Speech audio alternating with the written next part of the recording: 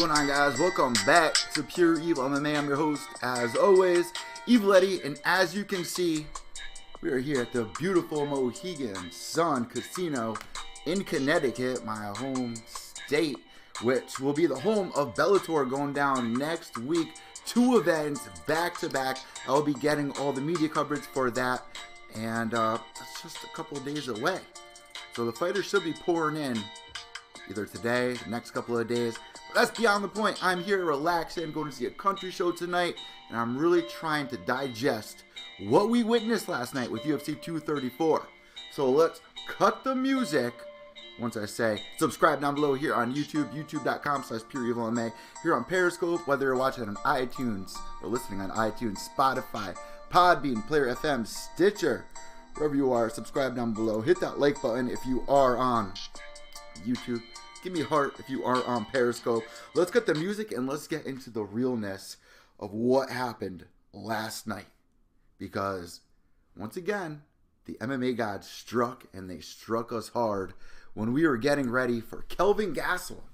Originally, Kelvin Gastelum was supposed to go in there and try to beat the middleweight champion, Robert Whittaker, and just under 3 hours to go before the very first fight on UFC Fight Pass, the entire thing goes to shit. The MMA gods strike again, like we all enjoy saying, because it's true. In this sport, you never know what's going to happen. You can't plan anything.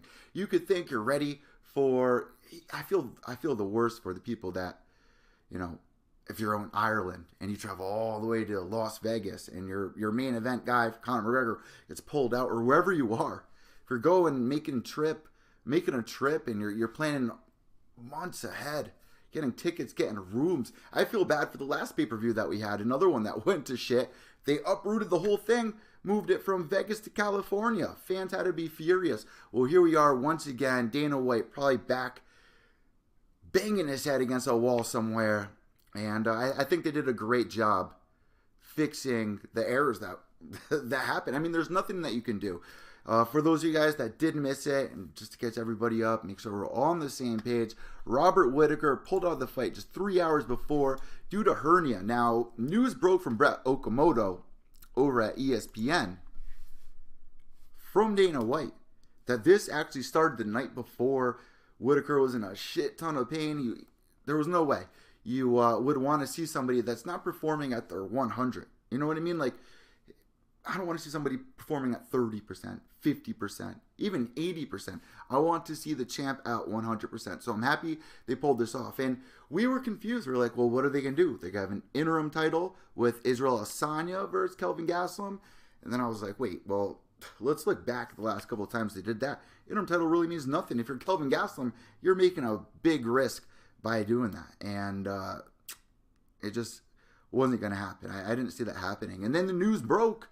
Israel Adesanya versus Anderson Silva was going to be the main event, but with the exception, there was only going to be 3 rounds. It was going to remain 15 minutes, which was a little upsetting because in an Anderson Silva fight, you want 5 rounds, and we saw that last night. Now, before I recap last night, I want to make it very clear that I had a feeling that this was going to happen. 3 rounds, we only had 15 minutes to see what Anderson Silva was going to do, and my big kick on Silva is... Listen, I defend Anderson Silva when it goes down to his last couple of fights. The Bisping fight, I put an asterisk next to that. I think that he won that fight. Herbie made a bad call, didn't call the fight off. There was no Nolan action when Bisping was pointing at his mouth guard. And let's face it, what's the one thing that the ref says to both fighters backstage and inside the octagon before they go head-to-head? Protect yourself at all times. Bisping did not do that. There was no Nolan action. Anderson Silva was walking him down through the flying knee. Bisping drops. Silva thinks that he won the fight. Imagine what an adrenaline dump that was. How do you, after that, think about all the pressure that was on Anderson Silva's back leading in that fight. Oh, he's not the same. He's washed up. He'll never be the same again after the Weidman fight. The Diaz fight was bullshit. He doesn't have it anymore. Disagree, man. Anderson Silva looked great in that fight. Bisping looked great himself.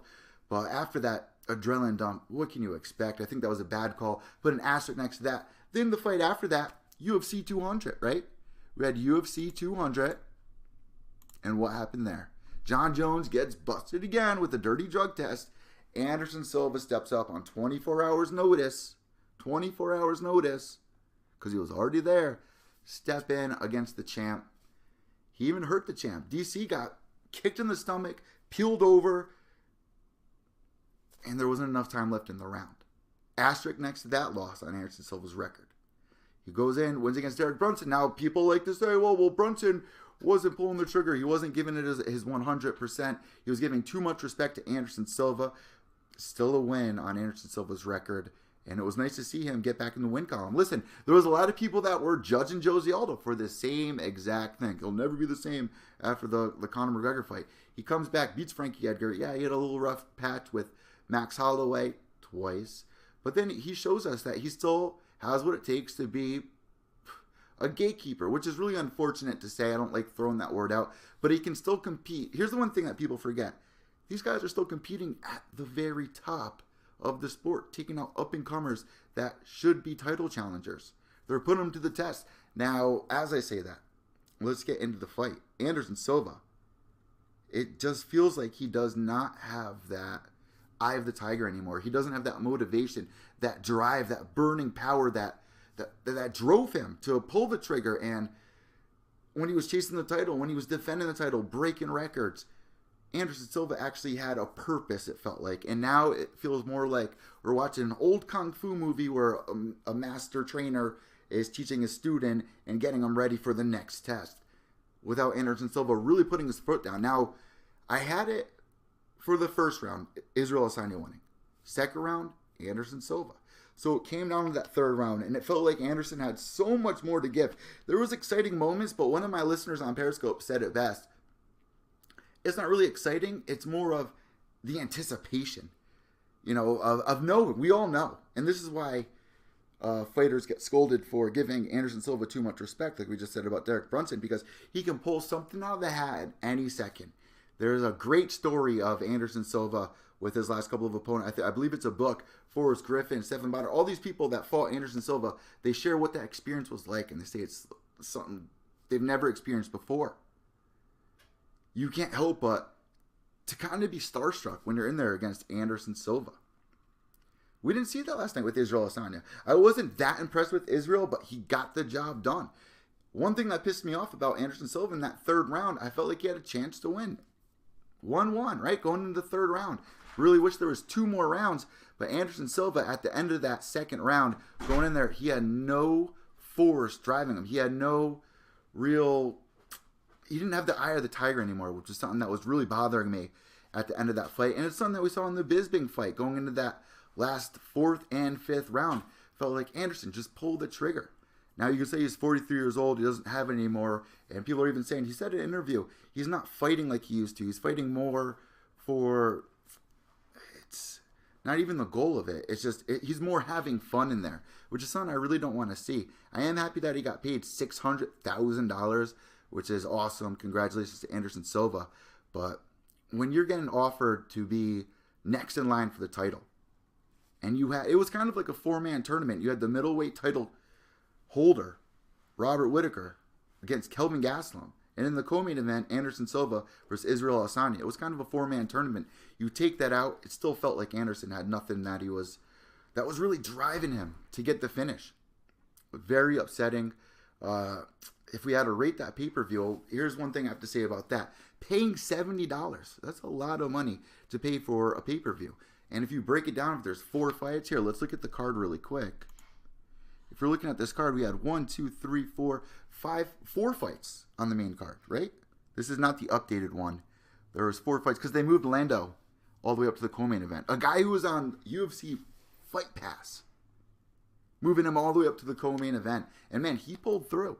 This is a guy who was 2-2, 2 draws, 2 losses, goes in the co-main event and really pulls the trigger, gets things done. He trains alongside Cub Swanson. That was nice to see.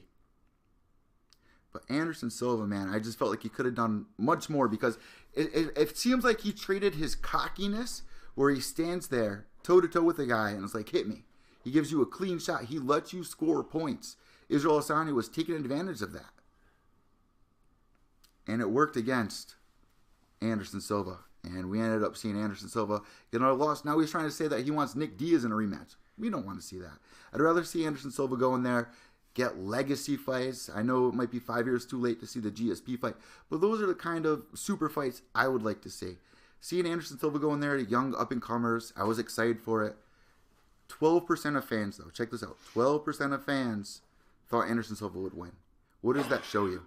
And this is perfect in the UFC eyes. In the UFC's eyes, you got a young prospect coming up, facing a legend, former champion. Go in there and get a win. I still wish it was 2 more rounds. If there was 10 more minutes, I think Anderson Silva could have got it done. Fortunately, that's not what happened. Let me know what you guys think down below here in the comments. Subscribe on YouTube, youtube.com/pureevilmma. Periscope right down here, and on iTunes, Podbean, Stitcher, Spotify. Let me know what you guys rate this card. Out of 10, I think, when you pay $70 and you look at the card that we recently had, and you're paying $5 a month for it, pretty much those last 2 cards you paid $2 a piece for. And those were pay-per-view worthy. Jose Aldo going in there. Marlon Moraes versus Assunção. All amazing fights. Max Payne versus Santos. Great fights. Now you have to pay $70. The main event gets taken out, and there was people going, well, do you think the UFC is going to make this for free? The UFC, when they have a pay-per-view deal in contract with DirecTV and all these other programs, they're not going to do that. They're expecting fans, bars, all these places to pay the $70. This was only 3 hours ahead of time. You can't make those changes. There was not enough time. UFC will never do that.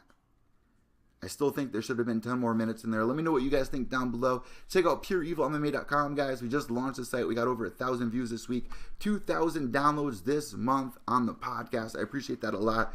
Guys, check out episode 12 of Gloves Off. It's going to be dropping tomorrow, either tonight or tomorrow night, on the Pure Evil MMA page, iTunes, Podbean, Stitcher, Spotify. Check it out. I'm Evil Eddie from Pure Evil MMA. White knuckles to the end. Remember, without evil, there's no purity. Behave yourselves.